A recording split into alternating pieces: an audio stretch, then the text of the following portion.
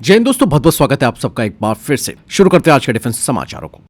दोस्तों एक बड़ी अपडेट। दोस्तों क्या तोप की गोली में जेट इंजन लग सकता है? दोस्तों अब ये कोई साइंस फिक्शन नहीं है, बल्कि भारतीय सेना दुनिया की पहली ऐसी सेना बनने जा रही है जो ramjet powered 155 mm artillery shell का इस्तेमाल करेगी। भारतीय सेना ने दरअसल IIT मद्रास के साथ मिलकर एक ऐसे 155 mm आर्टिलरी शेल को विकसित किया है जिसमें रैम जेट टेक्नोलॉजी का इस्तेमाल किया गया है। और दोस्तों इस प्रोजेक्ट को आर्मी टेक्नोलॉजी बोर्ड की तरफ से अप्रूवल मिल चुका है।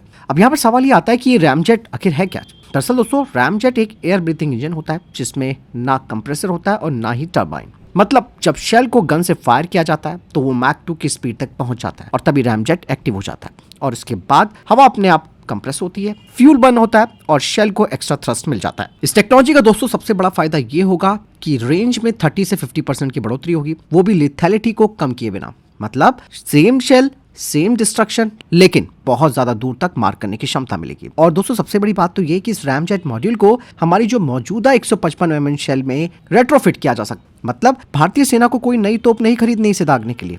जो गन हमारे पास पहले से ही है जैसे कि AT-AGS, धनुष और M777 अल्ट्रालाइट हाउसर, इन सभी में ये टेक्नोलॉजी इस्तेमाल की जा सकती है। और ये प्रोजेक्ट कोई पेपर में नहीं है दोस्तों। मैं जब एरो इंडिया 2025 में गया था तब यहाँ पर DRDO ने इस रैम जेट शेल को प्रदर्शित किया था और बकायदा पोखरण फील्ड फायरिंग रेंज में इसके सफलतापूर्वक टेस्ट भी हो चुके हैं और अभी इसके डेवलपमेंटल ट्रायल्स चल रहे हैं। दोस्तों यहाँ पर सबसे बड़ी बात यह है कि वर्ल्ड फर्स्ट टेक्नोलॉजी, यानी कि कोई भी सेना अभी तक रैम जेट आर्टिलरी सेल का इस्तेमाल नहीं कर रही और ये टेक्नोलॉजी पूरी तरह भारत में बनी है। और सबसे बड़ी बात यह है कि भविष्य की जंग में हमें इसका बड़ा फायदा होगा। बात साफ हो जाती है कि भारत की आर्टिलरी अब सिर्फ पुराने जमाने की तोपें नहीं है, अब भारत के पास है जेट पावर्ड आर्टिलरी शेल्स। फिलहाल इस बारे में दोस्तों आपको क्या लगता है कमेंट सेक्शन में लिखकर जरूर बताइएगा। इसके अलावा दोस्तों भारतीय सेना की रॉकेट स्ट्राइक पावर को लेकर एक बड़ा अपडेट सामने आया है। 292 यानी कि 292 करोड़ रुपए का एक बड़ा डिफेंस कॉन्ट्रैक्ट हाल ही में निब्बे लिमिटेड को दिया गया है, जो कि यूनिवर्सल रॉकेट लॉन्चर सिस्टम के लिए। इस कॉन्ट्रैक्ट के तहत Nibe limited ground equipment, accessories, ESP और एमुनिशन सप्लाई करेगी और ये सब यूनिवर्सल रॉकेट लॉन्चर सिस्टम के लिए होगा। दोस्तों यहाँ पर यूनिवर्सल रॉकेट लॉन्चर की अगर मैं बात करूं तो ये काफी खास माना जाता है। इस सिस्टम की सबसे बड़ी ताकत होती है इसकी फ्लेक्सिबिलिटी। ये एक ही प्लेटफॉर्म पर मल्टी यानी कि कई प्रकार के रॉकेट इंटीग्रेट कर सकता है, यानी कि अलग अलग रॉकेट के लिए हमें अलग लॉन्चर्स की जरूरत नहीं होगी। और इस सिस्टम से दोस्तों लॉन्च होने वाले रॉकेट की रेंज है 150 किलोमीटर और 300 किलोमीटर तक। मतलब भारतीय सेना दुश्मन को बहुत दूर से न्यूट्रलाइज कर सकती है और ये क्षमता बैटलफील्ड में भारत को long range precision fire power देती है। ये डील काफी महत्वपूर्ण इसलिए भी हो जाती है क्योंकि इससे मेक इन इंडिया को बड़ा बूस्ट मिलेगा, क्योंकि देश के अंदर एक रॉकेट इकोसिस्टम मजबूत हो रहा है और भारतीय सेना की स्ट्राइक रेडीनेस इससे बढ़ेगी। और अगर भविष्य की तैयारी देखी जाए जंग को लेकर तो मॉडर्न रॉकेट आर्टिलरी आज की जंग में गेम चेंजर है। दोस्तों ये जो डील है वो केवल एक सप्लाई कॉन्ट्रैक्ट नहीं है, ये है इंडियन आर्मी की फायर पावर में एक बड़ा लीप। यूनिवर्सल रॉकेट लॉन्चर आने वाले समय में भारत की बैटलफील्ड डोमिनेंस को और मजबूत करेगा। फिलहाल इस बारे में भी दोस्तों आपको क्या लगता है कमेंट सेक्शन में लिखकर जरूर बताइएगा। दोस्तों भारतीय सेना ने यह बात तो साफ कर दी है कि ऑपरेशन सिंदूर अभी जारी है और 2026 में जंग का तरीका भी बदलने वाला है। दरअसल army chief general Upendra Dwivedi ji ने 2026 को घोषित किया है year of networking and data centricity. मतलब भारतीय सेना सिर्फ गन और टैंक से नहीं बल्कि डेटा, सेंसर्स और रियल टाइम इंफॉर्मेशन से लड़ेगी। यहाँ पर दोस्तों नेटवर्किंग और डेटा सेंट्रिसिटी जिस शब्द का उन्होंने इस्तेमाल किया है इसका मतलब है हर सैनिक कनेक्टेड रहेगा, हर कमांड रियल टाइम में डिसीजन ले पाएगी, वो भी सेकंडों में। यानी कि जंग के मैदान पर फैसला तेज लिया जाएगा, जो कि जीत के लिए काफी महत्वपूर्ण होता है। आर्मी चीफ ने कहा कि पिछले साल दुश्मन की साजिशों को ऑपरेशन सिंदूर के तहत करारा जवाब दिया गया था और यह ऑपरेशन आज भी एक्टिव है। इवन दोस्तों रक्षा मंत्री राजनाथ सिंह ने भी ये बात कही है कि DRDO के स्वदेशी हथियारों ने ऑपरेशन सिंदूर में गेम चेंजर रोल निभाया।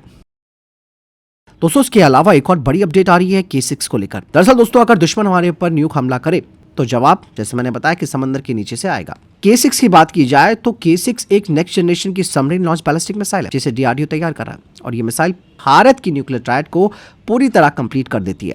K6 की रेंज के बारे में भी खुलासा हुआ है।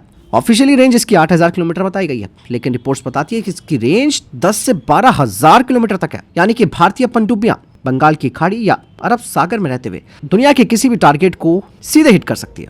K6 मिसाइल की सबसे बड़ी ताकत दोस्तों इसकी MIRV टेक्नोलॉजी है, यानी कि एक मिसाइल 4 से 6 न्यूक वॉरहेड्स ले जा सकती है और हर वॉरहेड अलग अलग टारगेट पर जा सकता है, जिससे कि दुश्मन के मिसाइल डिफेंस पूरी तरह कंफ्यूज हो सकते हैं। बता दें कि टर्मिनल फेज में K6 की स्पीड होगी मैक्स 7.5 यानी कि हाइपरसोनिक एक्यूरेसी इतनी हाई होगी कि 100 मीटर से कम इसका सीपी रहेगा, मतलब बचने का चांस लगभग जीरो। यहाँ पर सबसे महत्वपूर्ण बात दोस्तों ये है कि K6 को पुरानी अरिहंत क्लास में नहीं बल्कि आने वाली S5 क्लास न्यूक्लियर सबमरीन्स में डिप्लॉय किया जाएगा। दोस्तों यहाँ पर सबसे इंपॉर्टेंट बात हो जाती है K6 मिसाइल को लेकर कि भारत पर हमला यानी कि आत्मघाती गलती, और यही है असली सेकेंड स्ट्राइक डेटरेंस। दोस्तों क्या आप जानते हैं कि भारत की सिक्योरिटी का अगला बड़ा शील्ड क्या होने जा रहा है? चलिए मैं बताता हूं, वो है मिशन सुदर्शन चक्र। रक्षा मंत्री राजनाथ सिंह ने साफ कहा है कि डीआरडीओ सुदर्शन चक्र मिशन में सबसे महत्वपूर्ण रोल निभाएगा। उन्होंने कहा कि ऑपरेशन सिंदूर के दौरान डीआरडीओ के हथियारों ने बिल्कुल फ्लॉलेस परफॉर्मेंस दी थी, जो कि गेम चेंजर थी। इस ऑपरेशन में भारत ने 100 से ज्यादा टेररिस्ट न्यूट्रलाइज किए थे। लेकिन दोस्तों यहाँ पर मिशन सुदर्शन चक्र का मकसद है भारत के इस महत्वपूर्ण इंस्टॉलेशन को कंप्लीट एयर डिफेंस शील्ड प्रदान करना। अगले 10 सालों में मिसाइल, ड्रोन्स और एयरक्राफ्ट से हमारे जो महत्वपूर्ण एसेट्स हैं वो पूरी तरह सुरक्षित रहेंगे।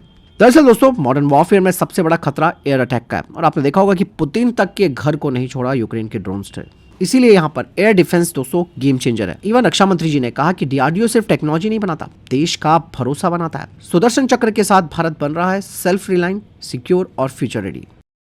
इसके अलावा दोस्तों अंधेरा हो, धुंध हो या फिर दुश्मन कहीं पर छिपा हो, अब भारतीय सेना सब कुछ देख सकती है। दरअसल इंडियन आर्मी ने थर्मल और इंफ्रारेड सेंसर से लैस ड्रोन्स को प्रदर्शित किया है, और ये ड्रोन्स मॉडर्न बैटलफील्ड के गेम चेंजर बन चुके हैं। बता दें कि ये जो ड्रोन है दोस्तों वो हीट सिग्नेचर को डिटेक्ट करते हैं, जैसे कि किसी वाहन का, सैनिक का या इक्विपमेंट का। यानी रात हो या खराब मौसम, दुश्मन छिप नहीं पाएगा। और इवन दोस्तों भारतीय सेना टैंक ट्रेनिंग में लाइव ड्रोन फीड का इस्तेमाल कर रही है, जिससे कि टैंक के जो क्रू हैं उनको रियल टाइम टारगेट लोकेशन मिलती है, और इससे वो डिसीजन तेज ले पाते हैं, और इसके जरिए फायरिंग ज्यादा और एक्यूरेट होती है। ये ड्रोन सिर्फ ट्रेनिंग तक सीमित नहीं है दोस्तों, इनका इस्तेमाल बैटलफील्ड सर्विलांस, फोर्स प्रोटेक्शन और कमांड कोऑर्डिनेशन सब कुछ में होगा। आज की जंग दोस्तों सिर्फ फायर पावर से नहीं बल्कि इंफॉर्मेशन से जीती जाती है। थर्मल IR ड्रोन के साथ इंडियन आर्मी अब बन रही है स्मार्ट, नेटवर्क और फ्यूचर रेडी सेना। दोस्तों सर्दियों का मौसम आते ही आतंकी पहाड़ियों के पीछे छिप जाते थे, लेकिन दोस्तों अब भारतीय सेना ने इनका खेल भी खत्म कर दिया है। भारतीय सेना ने अब जम्मू रीजन के लिए अपनी नई विंटर ऑफेंसिव डॉक्ट्रिन लॉन्च कर दी है, जिसका मकसद साफ है कि आतंकियों को किसी भी हालत में सेफ हेवन न मिलने देना।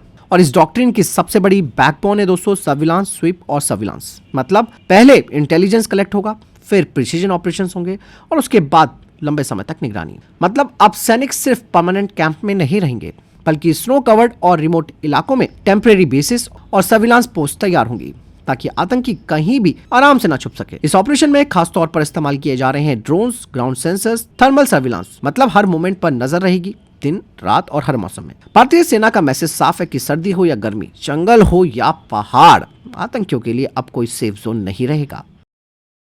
दोस्तों क्या आप जानते हैं कि भारत का एक रनवे पूरी दुनिया के ट्रेड रूट पर नजर रखता है? जी हाँ दोस्तों, दरअसल दोस्तों chief of defence staff general Aleem Chauhan ji ने इंडियन एयरफोर्स के कार निकोबार एयरबेस पर अपग्रेडेड रनवे का इनॉग्रेशन किया, और ये बेस है अंडमान एंड निकोबार आइसलैंड में। कार निकोबार की जो लोकेशन है वो सीधे मलक्का स्टेट को ओवरसी करती है।